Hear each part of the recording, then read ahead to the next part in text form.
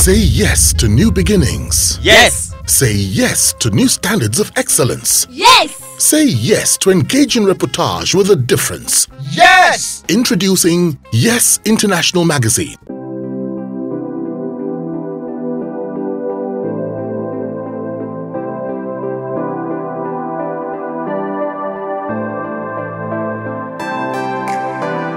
What are the best ways to overcome challenges in business? In business as well as in anything else, my advice would be you can't give up, because the past 8 years under this wonderful administration have been varying levels of you think it can't get worse, and then it gets even worse. You think it couldn't possibly get worse, and then it gets even worse. So failure is not an option.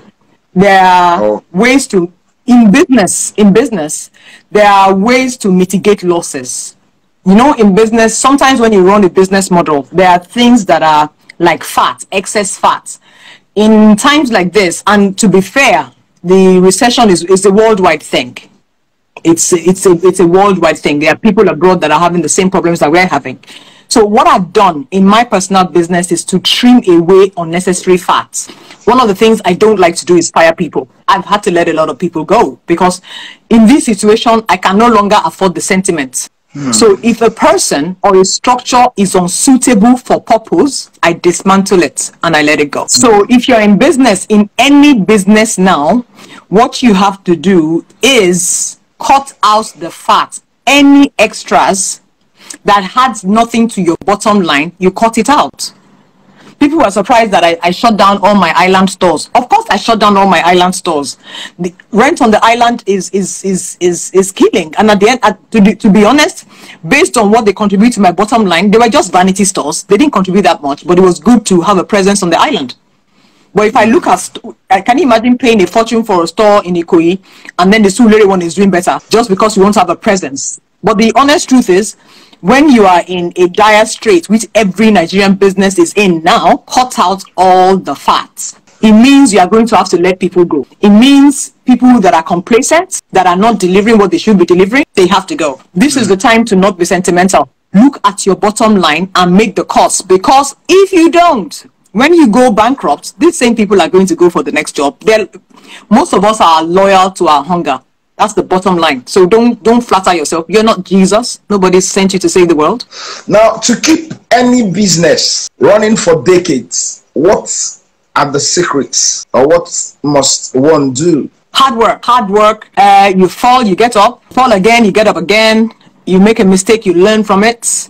You keep looking for different ways, different views of what that. Let me give you an example.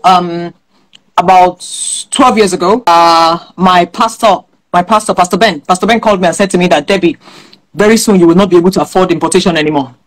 And he was saying this to me at the time that I was doing extremely well. So I just thought, Pastor Ben, you really hate me. He said, Debbie, I don't hate you.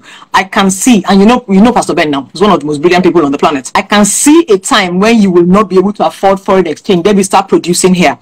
So we started this trick. He said, from now on, whatever you wear, let it be the stuff that you make. Let us all see, and we'll tell you whether you can sell it. So I would go to Pastor Ben. I would everybody walk across to Pastor Ben and be like, Pastor Ben, we made? I was like, yes, we made. He said, you are ready. And he kept on pushing me. So about 7 years ago, I'd been practicing looking at factories, and there were no factories to do what I wanted here. I had to convert people that were designers. I had to teach them how to make ready to wear.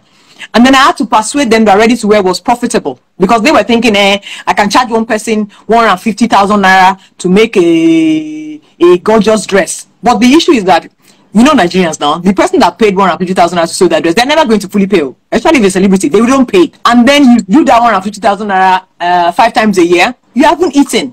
But if I say to you, make me 1,000 trousers and I want to pay 1,000 naira, is my 1,000 naira that is guaranteed not better for you?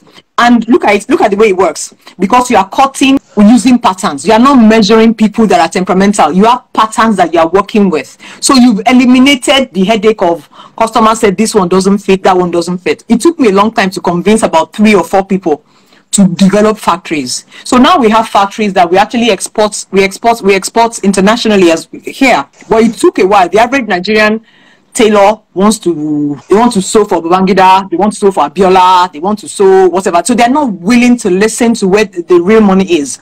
The honest truth, Primark, the store that all of us go to, is richer than Gucci. And then Really? there's that thing I used to tell you, that Jesus Christ even said you will always have the poor. So please, I prefer the custom of the poor. The rich people are the ones that will owe you the most. And they're very entitled, to be honest. So I pity people that sell designer things and you have to wait for people to pity you to buy. People buy from me because it's good value for money.